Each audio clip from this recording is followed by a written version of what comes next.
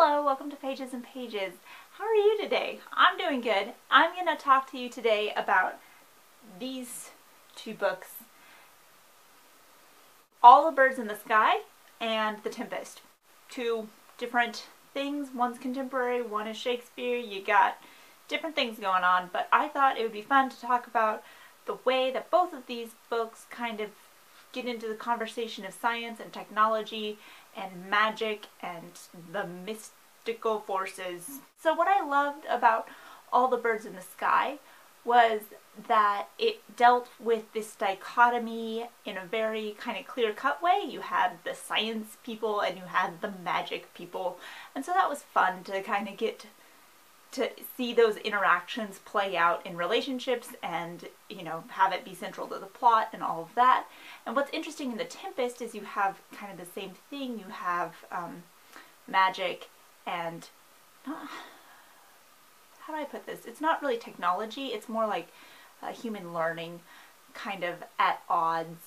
So when I was in college, I had a really fascinating discussion. When we read The Tempest, we had a conversation about the difference between magic and technology. What really was the difference between those two things, and were they as different as we thought they were? So what was really fun about that conversation, the conclusion that I ultimately came to in that was that what we often classify as magic is just things that we don't understand the technology for yet. So this is kind of fun because it blends sci-fi and fantasy and just goes ahead and makes it reality, where if something happens and you don't know the explanation for it, you say, ah, magic.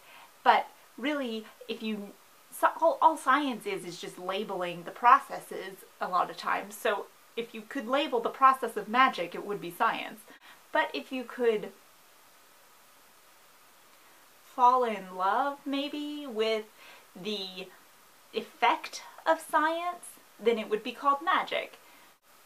Both of these are great books.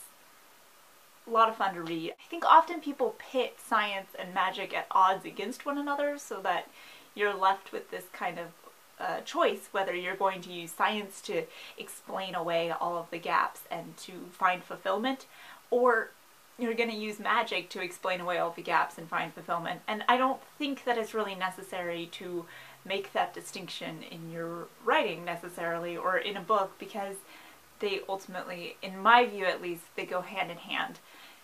So that's basically all I wanted to talk about. What are your ideas about science and technology versus magic, and what do you prefer as your explanation for things that happen in books or in life? How does that play out for you? I'm curious, and it's lovely to talk to you today. Thank you for watching, and I'll see you next time. Goodbye.